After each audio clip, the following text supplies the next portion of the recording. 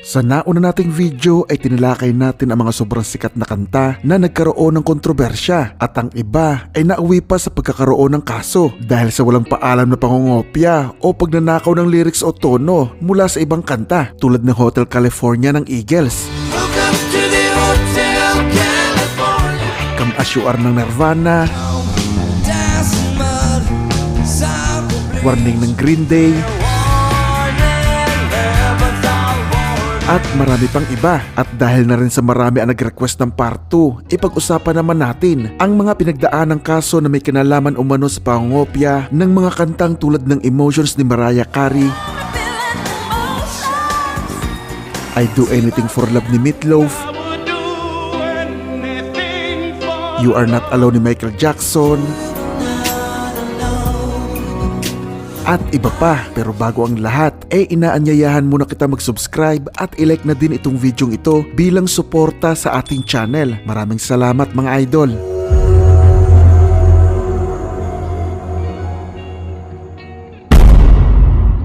Una natin pag-usapan ay ang kantang My Humps ng Black Eyed Peas.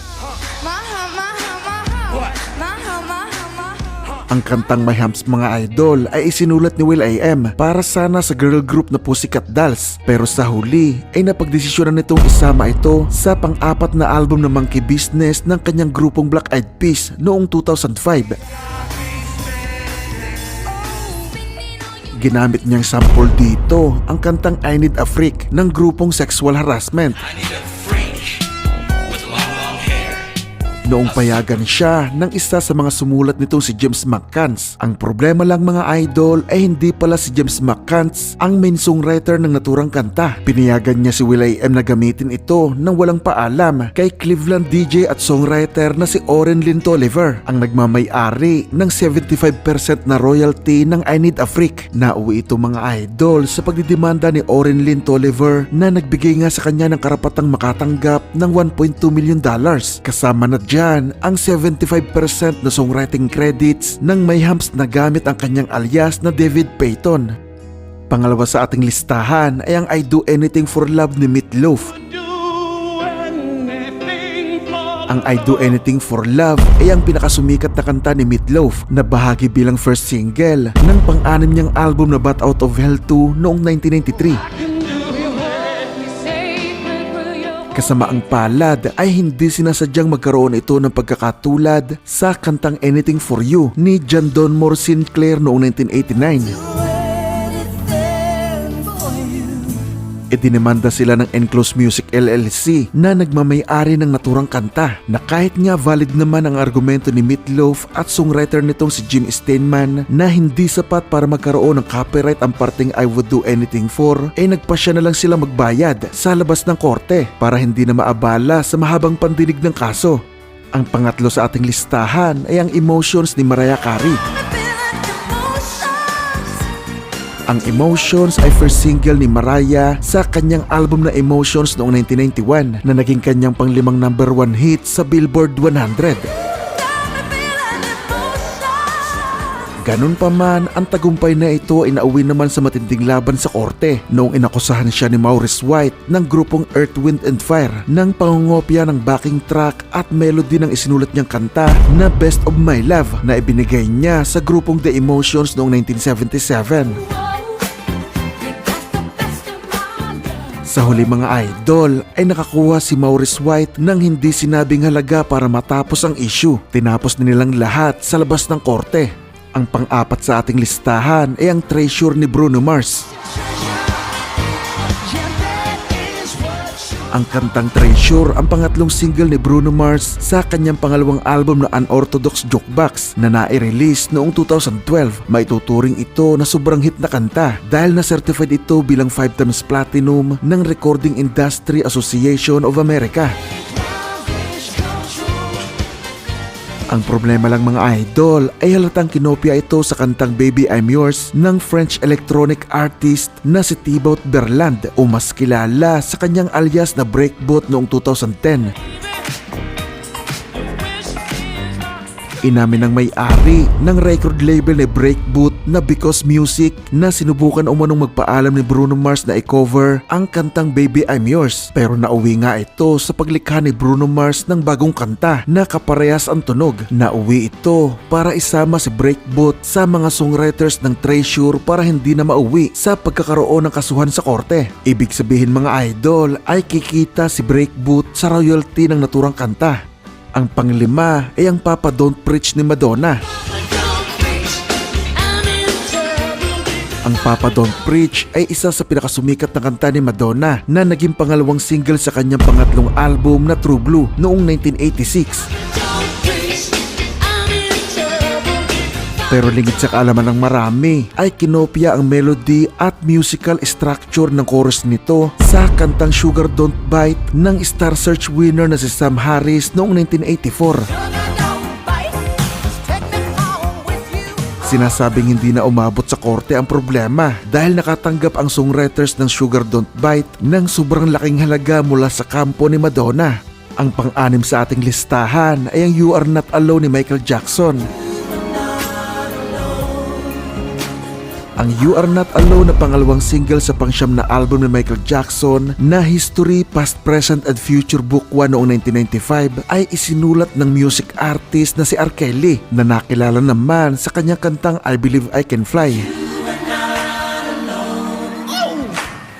Pero hindi inaasahan ni Michael Jackson na kabaligtaran sa sinabi ni R. Kelly na original niya ang tono ng You Are Not Alone ay biglang ang lumabas at nagdemanda ang kambal na Belgian composers na sina Eddie at Danny Van Passel dahil walang duda na ninakaw ni R. Kelly ang You Are Not Alone sa kanta ng kambal na If We Can Start Over noong 1993.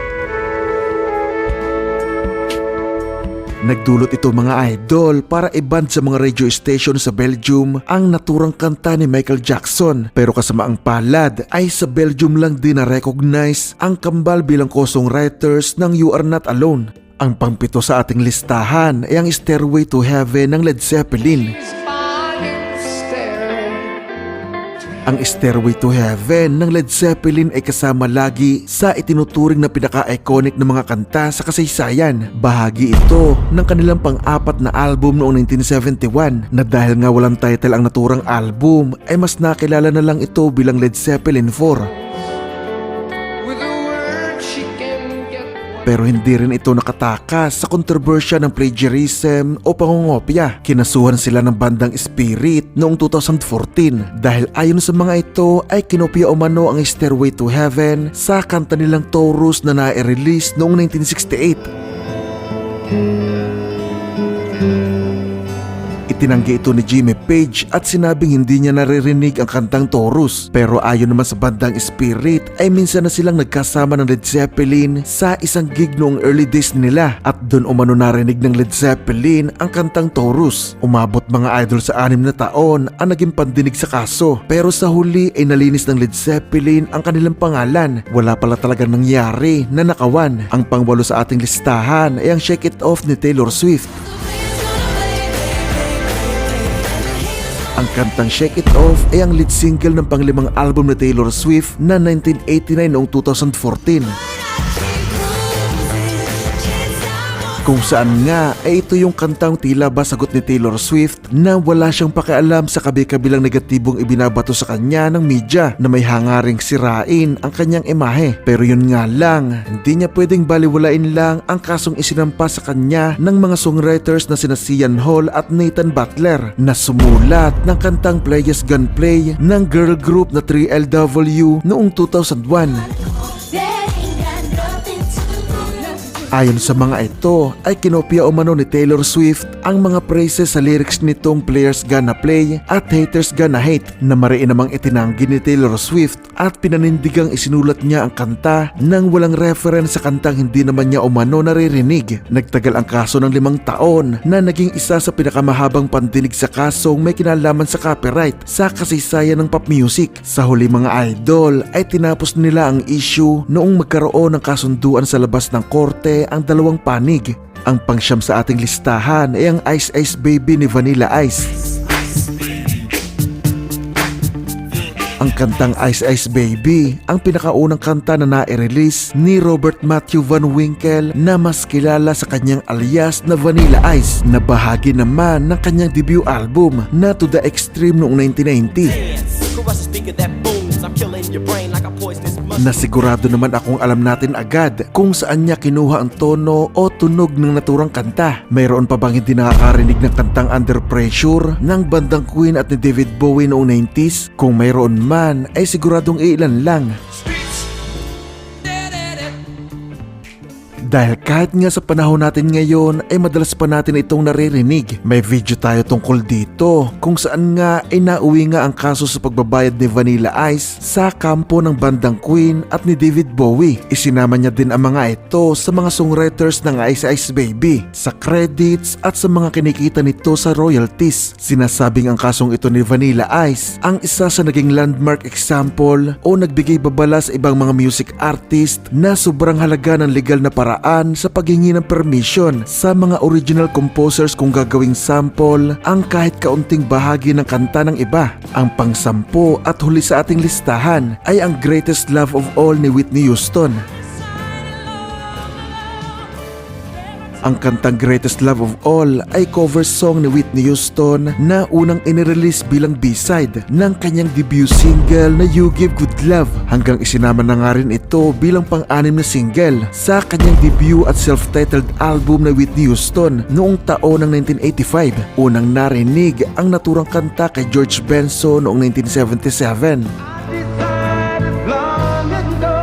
Pero dahil nga sa kasikatan ng cover version ni Whitney Houston ay napansin nga ang kanta ni Gordon Lightfoot na agad nga ay kinasuhan ang songwriter ng Greatest Love of All na si Michael Masser dahil kinopya umano nito ang ibang bahagi ng kanyang kanta na If You Could Read My Mind noong 1971. Sa huli mga idol ay kusa namang iniatras ni Gordon Lightfoot ang inihayin niyang kaso dahil sa halip umano na songwriter ang magbayad ay napansin nitong mas naaapektuhan ng kaso ang umaangat noong karera ni Whitney Houston, kaya sa halip nga na makasira ay siya na lang ang nagparaya. Nagustuhan mo ba ang video natin ngayon? Kung oo, ay huwag mong kakalimutang mag-subscribe at i-click ang notification bell para lagi kang updated sa mga bagong kwento na tatalakay sa mga paborito mong banda. Pakilike na rin itong video bilang suporta sa ating channel. Maraming salamat sa inyong panonood.